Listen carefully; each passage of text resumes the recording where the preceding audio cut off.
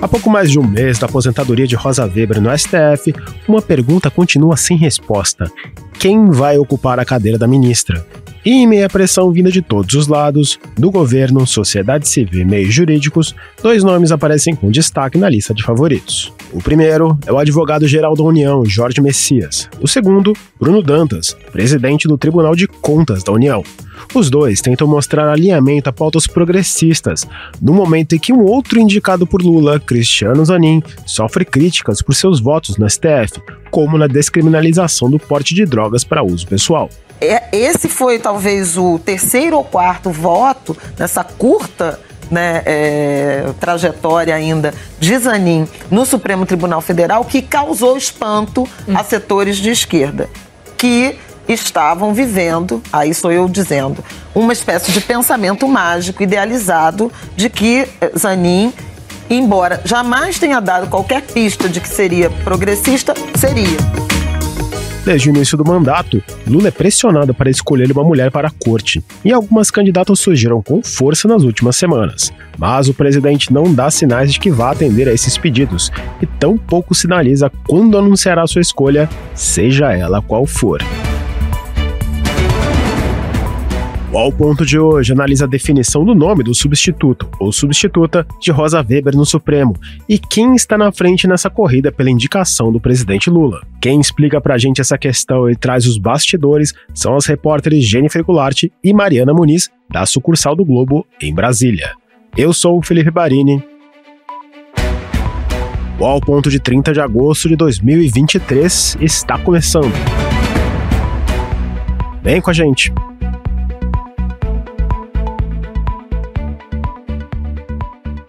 Mariana Muniz, Jennifer Goulart, bem-vindas ao Ponto, nesse episódio com vocês duas como convidadas. E a gente fala dessa especulação do segundo semestre, que é a disputa pela vaga do STF, a segunda vaga do STF no terceiro governo Lula. Dois nomes agora aparecem como favoritos. Explica pra gente aqui, do Ao Ponto, e pros ouvintes, quem são esses dois cotados pra vaga? Olha, a gente tem nesse momento, Barini, dois nomes que são, enfim, que desde o início, que nessa disputa, pela vaga da ministra Rosa, que começaram a ser falados, mas que já circulavam antes mesmo das especulações em torno da vaga da ministra Rosa, Então, quando o ministro Ricardo Lewandowski estava para se aposentar, os nomes desses dois integrantes aí, vamos dizer, do alto escalão do poder em Brasília também já estavam circulando. Então, a gente está falando do ministro-chefe da Advocacia Geral da União, que é o Jorge Messias, e também do presidente do Tribunal de Contas da União, o ministro Bruno Dantas. Esses dois nomes, eles já tinham, e têm muita força no meio político, já vinham com força ali, mais ou menos, desde o início do ano, quando já se especulava sobre a aposentadoria do ministro Lewandowski, acabaram perdendo força naturalmente diante do favoritismo claro do Cristiano Zanin, mas voltaram a circular desde que essa bolsa de apostas, vamos falar, se encerrou, com a concretização do presidente Lula de dizer não, vai ser o Zanin mesmo, mas esses nomes continuaram circulando. Então agora, o cenário que a gente tem muitos nomes, claro, que continuam sendo especulados, mas esses dois se consolidando eu acho que é importante isso, entre os principais interlocutores do poder em Brasília, Existe muita pressão para que outros nomes, sejam considerados, mas os nomes desses dois, de fato, estão aí no páreo principal. São dois homens brancos, O Lula, por enquanto, não está atendendo a essa demanda que a gente vem escutando nas redes sociais, em entrevistas, por maior diversidade na corte. Mas se essa não é uma prioridade agora para o presidente, qual que deve ser o critério que vai definir quem vai ocupar a cadeira da Rosa Weber? Barini, o presidente vai fazer uma escolha muito baseada nos critérios que levaram o ministro Zanin ao STF, que é a relação de confiança e ao acesso que ele tem com um futuro ministro que vai ocupar a vaga da ministra Rosa Weber. Realmente a gente tem relatado essa pressão da sociedade civil e do meio jurídico de se ter uma mulher negra também, ocupando essa vaga da Rosa, mas o que a gente ouve é que isso não deve, essa pressão não deve ter efeito sobre o presidente Lula, que ele tem esses critérios claros de confiança, de relação de confiança, de acesso, de convivência, de conhecer o que a pessoa pensa sobre diversos temas.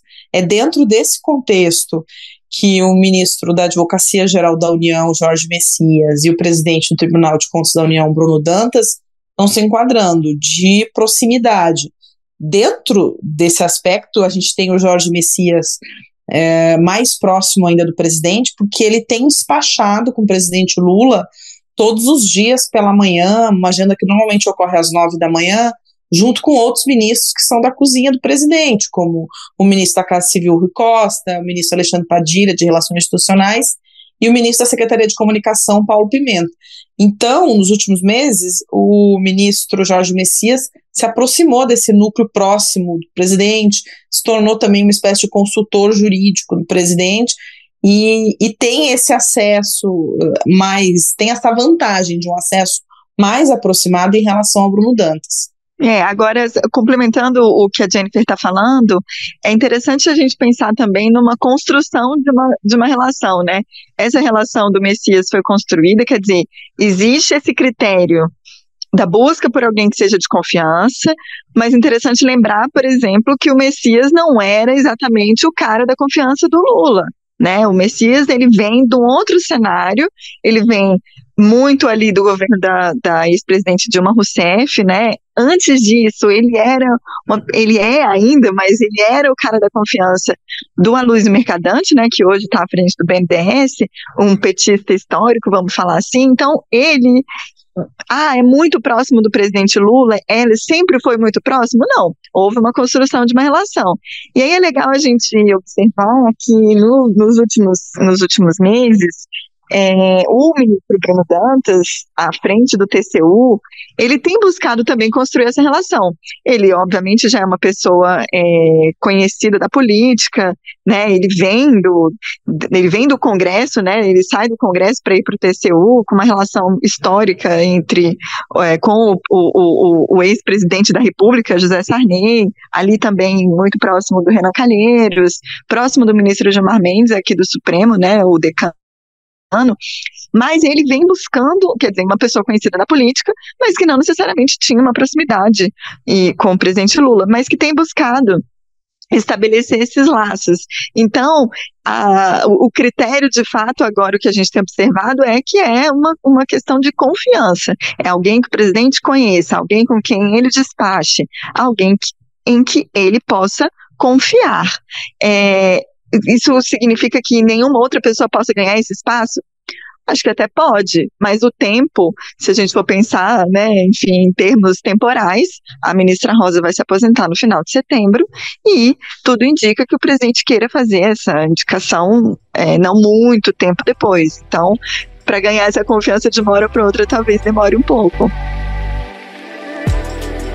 Esse critério da confiança, ele pautou a nomeação de Cristiano Zanin, que foi o advogado de Lula no processo da Lava Jato, e ele tem provocado uma verdadeira onda de críticas entre a ala mais progressista do governo, entre partidários do PT, por causa de seus votos em questões como transfobia, descriminalização do porte de drogas. Eu queria aproveitar que Jennifer, que está no Palácio do Planalto, Mariana, que está no STF, qual que está sendo a leitura aí desses dois lados da Praça dos Três Poderes sobre o desempenho do Zanin até agora?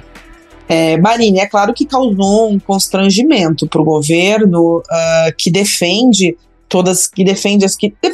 essas pautas, não digo o governo como um todo, mas alas do governo. Então sim, o ministro Zanin causou esse constrangimento, mas quem conhece o Zanin, convive com ele, diz que essa conduta mais conservadora não é surpresa, né? E lembrando que o presidente Lula indica o Zanin não pelo entendimento que ele tem sobre questões delicadas, sobre descriminalização das drogas, ou mesmo sobre aborto, sobre outras questões que possam vir a ser pautadas na corte, mas sim pela relação de confiança que eles construíram durante todo aquele processo da Lava Jato, enquanto o presidente Lula esteve preso em Curitiba. Então, é essa relação de confiança, e que mostra aí como o Zanin foi testado várias vezes em situações de pressão, etc., que leva a Zanin até o Supremo. Não exatamente as posições que ele tinha sobre essas outras pautas que repercutiram aí tão negativamente. E claro que se tem uma expectativa de qual vai ser o voto dele em relação à votação no marco temporal. No Supremo, o que também dá para a gente dizer é que entre a maior parte dos ministros também não foi surpresa o posicionamento do ministro Zanin, porque ele, em todos os momentos em que foi questionado a respeito de temas mais, vamos dizer assim, polêmicos, e a gente pode até falar disso no escrutínio público que aconteceu na sabatina dele em junho, ele não mentiu, né? Ele falou ali mais ou menos o que ele pensava. Ele deu as diretrizes gerais de que não se tratava necessariamente de um ministro com pensamento progressista. Então, outros ministros do Supremo fizeram essa leitura. Olha, acho que o pessoal talvez tenha dado aí uma iludida, né? O pessoal tenha se iludido. E é também curioso que alguns outros ministros mais experimentados, assim, daqui do tribunal, lembram que o ministro não tem nem um mês de atuação, né? Então, chamam a atenção para isso. Quer dizer, o cara acabou de chegar, né? O ministro acabou de entrar. Ele, obviamente, está entrando com tudo, todos os holofotes estão voltados para ele, para suas decisões, mas que é preciso ter calma, é preciso ter cautela, né? Existe um processo de adaptação mesmo e de definição mesmo de que linha que vai seguir, né? Como que vai se portar diante de temas quando ele for provocado. Então, acho que tem também um pouco de parcimônia. Os ministros já passaram por isso, né? Eles já viveram isso de diversas formas e em diversas situações, então acho que entendem que para o novato é muito difícil mesmo, porque está chegando com uma grande expectativa, mas que também é um processo de adaptação, lembrando que ele não tem nem um mês ainda de casa. Então, acho que a gente pode falar nesse sentimento mais ou menos de não tem surpresa, acho que tem que esperar. E pelo que, enfim, interlocutores, né, do ministro Zanin, que a gente ouviu, falam que ele é uma pessoa muito... Ele já passou por muitas situações desafiadoras, né, de muitas críticas, né, acho que a gente pode lembrar muito recentemente um episódio lamentável que aconteceu quando ele ainda era advogado do presidente, num aeroporto, em que ele foi ali agredido verbalmente, né, houve uma série de ofensas contra ele por parte de uma pessoa que filmou aquele momento, e a calma que ele manteve, né, então acho que é uma característica dele também, e esses interlocutores do ministro falam isso, que ele é uma pessoa que está acostumada, ele está acostumado a apanhar, ele está acostumado com a opinião pública não sendo totalmente favorável a ele. Então, que isso não representou assim um abalo no psicológico ou na forma como ele vai se portar em relação a outros votos. Agora, em relação à escolha do sucessor de Rosa Weber, essa impopularidade, até entre algumas pessoas bem influentes no governo, pode afetar essa corrida de alguma maneira? Os candidatos, eles têm tentado se mostrar mais afáveis a causas progressistas? Barini, dentro desse cenário, tanto o Bruno Dantas quanto o Messias têm se movimentado nesse sentido, né? No caso do Jorge Messias, ele está à frente da Advocacia Geral da União, e isso é possível observar isso na atuação dele no órgão, né, que tem contemplado várias bandeiras de esquerda. Por exemplo, a AGU, né, tem procurado privilegiar a defesa de direitos humanos e das minorias. Sob o comando do Jorge Messias, a AGU também remodelou a estrutura para contemplar assuntos que são importantes para o presidente, como criando as procuradorias de defesa da democracia e do meio ambiente. E a AGU também tem protagonizado outras ações, como atualizado o modelo de licitação para incluir a exigência de contratação de vítimas de violência doméstica. Outro tema que é super caro aqui para o Planalto que é a defesa dos povos indígenas, que ganhou um grupo especial. A AGU tem cuidado de perto da situação ali, tem acompanhado, né, processos de demarcação de terra indígena e atuado em operações e processos judiciais envolvendo a questão do garimpo ilegal no território Yanomami. Então a AGU, sob o comando de Messias, tem uma série de entregas ao campo progressista para que isso torne aí o Messias um candidato competitivo, né? Entre os interlocutores jurídicos do presidente Lula que defendem o nome do Messias, entendem que ele, se for indicado, não abandonaria essas causas uma vez ministro da corte, que é alguém que tem um histórico de relação antigo com o PT, é visto como um petista de carteirinha, embora não seja afiliado. Justamente por ter relação também próxima com esses petistas, como a Mari comentou, a Luísio Mercadante e Dilma Rousseff também. Então, isso ajudam a consolidá-lo como um nome que é defendido por alas importantes do PT. E não só o Messias, mas também o Bruno Dantas, acho que ninguém está tentando reescrever a história, né? Acho que todos eles têm, de fato, um histórico de atuação em causas que são caras ao governo. No caso do ministro Bruno Dantas, é interessante porque, agora, é isso, nos últimos tempos, acho que ele e seus aliados também tentam jogar luz em coisas que aconteceram e decisões que foram tomadas e posicionamentos que foram firmados ao longo dos últimos anos que demonstram esse histórico progressista. Não está se tratando aqui de nem de um nem de outro de progressistas de ocasião. Eu acho que isso também pesa muito para que esses dois estejam posicionados nessa dianteira da disputa, né? Então, o ministro Bruno Dantas, ele também teve ali à frente do TCU, tomou iniciativas em prol da promoção da igualdade de gênero no tribunal, né? Com falas contundentes em relação à homotransfobia, né? A valorização do orgulho das pessoas LGBTQIAP+. Ele também falou de forma contundente em relação à crise dos Yanomami, né? Ali também fazendo uma dobradinha no tema, né? Que é um tema caro ao governo, como o ministro Messias também saiu em defesa. O ministro Bruno Dantas também teve esses posicionamentos públicos, né? Tornados públicos ali.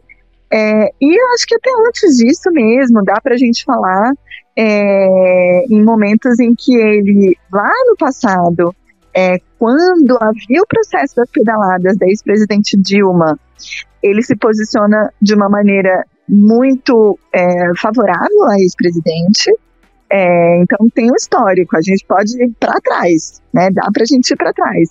Então a gente está falando disso. E durante o governo do ex-presidente Jair Bolsonaro também teve ali uma atuação super, enfim, de tentar colocar ali algumas balizas de críticas à Lava Jato, que é algo importante também dentro do Palácio, e ali também de um certo embate com o ex-ministro da Justiça, Sérgio Moro. Então, são dois candidatos que se colocam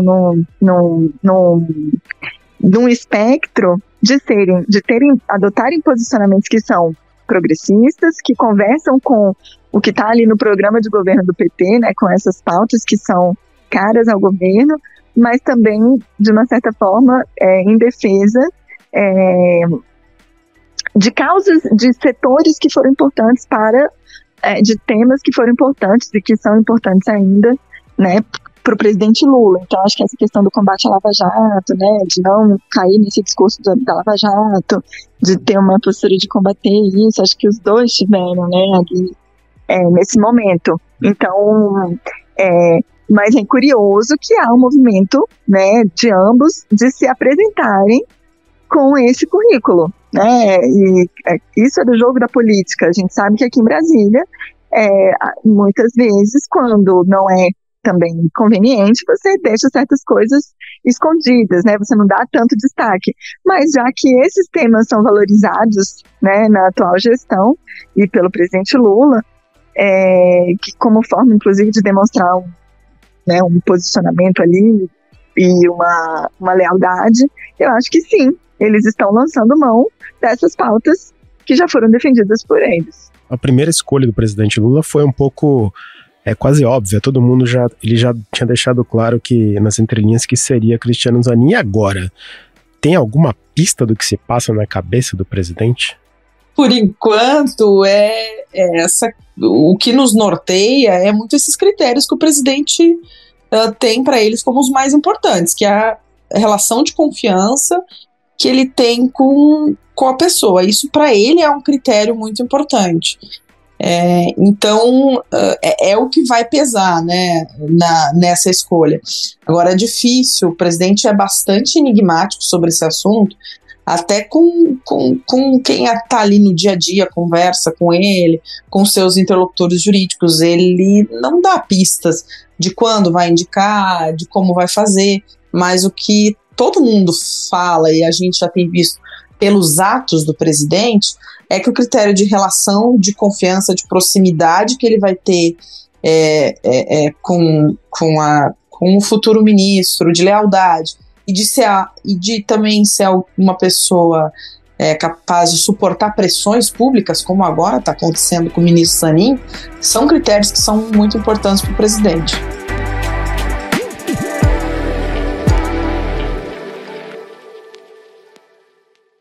A gente está falando muito dos dois nomes, mas Brasília, né? Brasília sempre pode reservar uma surpresa na última hora. Tem alguns candidatos correndo por fora, já se falou do ministro da Justiça, Flávio Dino, do ministro do STJ, Benedito Gonçalves, até do presidente do Senado, Rodrigo Pacheco. Esses aí já são cartas fora do baralho? Olha, Barini, eu acho que não dá para falar em carta fora do baralho, é uma coisa sempre muito complexa, né? A gente, até os 45 do segundo tempo, é difícil da gente dizer que, né, cravar uma coisa, mas, de fato, essas candidaturas foram perdendo tração, né? A do ministro da Justiça, Flávio Dino, foi até uma que ela apareceu ali até mais como um fogo amigo, né? O pessoal do PT querendo ali colocar o nome dele, mas não muito ele como candidato. E outros nomes, é evidente que outros nomes continuam circulando porque são pessoas que são consideradas, que têm apoios fortes, né? A gente pode falar do ministro Benedito Gonçalves, do Superior Tribunal de Justiça, que é o atual corregedor do TSE, que teve posicionamentos super contundentes naquela ação que levou à inelegibilidade do ex-presidente Jair Bolsonaro, e que foi indicação do próprio PT, que seria considerado um nome também interessante para o Supremo por se tratar de um ministro negro, o único ministro negro no STJ, né? Seria também o único ministro negro no Supremo. Agora, enfim, também podemos falar de outras mulheres, né? Que são consideradas fortes, a desembargadora Simone Schreiber, do Tribunal Regional Federal do Rio de Janeiro, a ministra do STJ, Regina Helena, que foi indicada pela presidente Dilma Rousseff, né?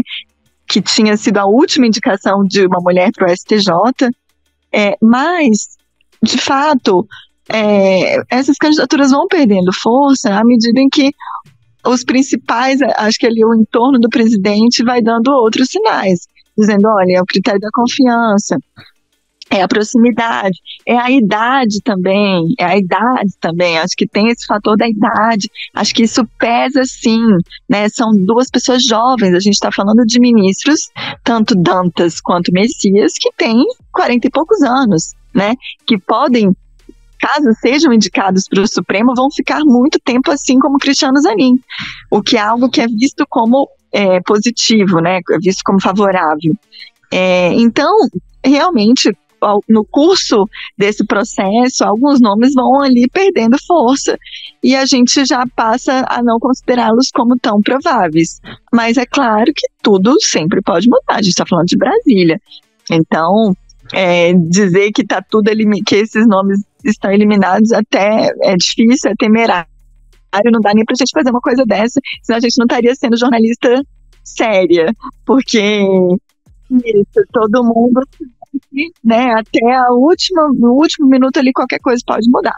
Sobre o Rodrigo Pacheco, presidente do Senado, ele é um nome pelo qual o presidente tem bastante consideração, né, tem uma relação de proximidade, né, muito maior do que com o presidente da Câmara, Arthur Lira, uma relação que se construiu a partir da campanha eleitoral e foi sendo acentuada durante o governo, na transição e durante o governo. Agora, se tem uma avaliação que o presidente não, nesse momento, não tiraria o presidente Pacheco do comando do Senado, que é uma casa onde o Planalto tem uma relação um pouco mais azeitada que na Câmara, que é mais conturbada. A gente está vendo aí uma reforma ministerial ainda indefinida devido à relação mais difícil que o Planalto tem com a Câmara. Então, Lula não mexeria, né, não tiraria um aliado, né, do comando do Senado nesse momento. Mas, na hipótese de uma terceira vaga aparecer, acho que o nome do Pacheco retornaria como um cotado e um bom candidato à vaga. Agora, para a gente concluir aqui a nossa conversa, como a gente falou no começo do episódio, falta um pouco mais de um mês para a aposentadoria da ministra Rosa Weber. O governo está com pressa para fazer essa indicação ou vai levar em banho-maria? Essa é uma pergunta difícil de responder, Marini. É claro que o assunto está na mesa do presidente, né? A gente mostrou que o presidente tem consultado o mundo político sobre os candidatos dele, né? Tanto o Messias quanto o Bruno Dantas, né? Perguntou pro prefeito do Rio de Janeiro, Eduardo Paes, perguntou pro Lira o que acha do nome tal, etc. Agora, tentar adivinhar quando o presidente vai bater o martelo sobre essa escolha é bastante arriscado, porque ele, né, levou um tempo, mesmo quando a gente estava nesse prazo da disputa da vaga do Lewandowski, tinha o nome do Zanin muito mais, estava bem consolidado como favorito, muito à frente do segundo colocado naquela disputa. O presidente ainda levou um tempo após a saída do ministro Lewandowski. Então agora a gente não tem um nome, a gente ouve que o ministro Messias, né, pela proximidade, está mais bem posicionado, espaço com o presidente todos os dias e que isso ajuda. Mas não é um franco favoritismo como o Zanin tinha na disputa da vaga anterior. Então é difícil precisar quando o presidente vai bater o martelo sobre isso. É interessante a gente lembrar só que o momento da aposentadoria da ministra Rosa, ele coincide com outras mudanças importantes na cúpula do poder em Brasília.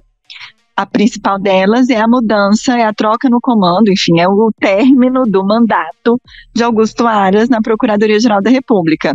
Ao que tudo indica, ele não será reconduzido. Então, o presidente Lula vai precisar tomar uma decisão. E essa é uma decisão, isso no dia 26 de setembro, tá? Termina o mandato de Augusto Aras.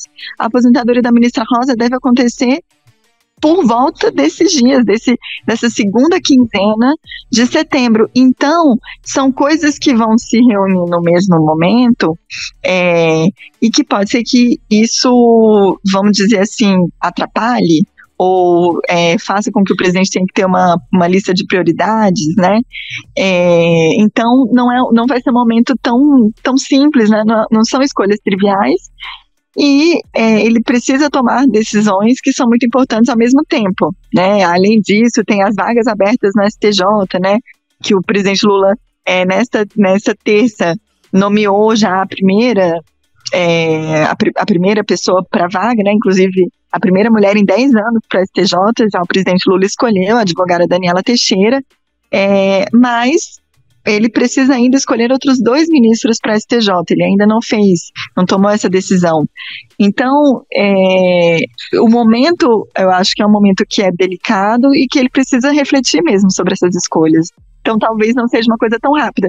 Agora, se ele já tiver com a cabeça feita, se a cabeça do presidente já estiver feita, se ele já tiver batido o martelo, se ele tiver com um sentimento, um feeling, né, de quem que vai ser o próximo, de quem deve ser o próximo ministro, aí, claro, as coisas vão vir mais rápido. Mas é isso, é sempre uma aposta de risco dizer que vai que vai ser uma decisão rápida ou que vai ser uma decisão demorada, porque tudo, na verdade, vai depender desse somatório de fatores, né, e de equilíbrio de poder mesmo entre os 3 poderes aqui em Brasília.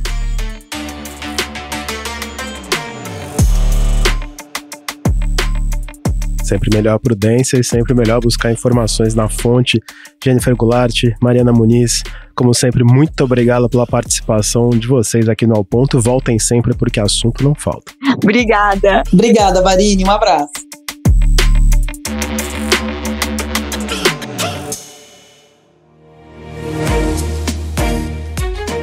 Este foi o Ao Ponto de hoje, o podcast diário da redação do Globo.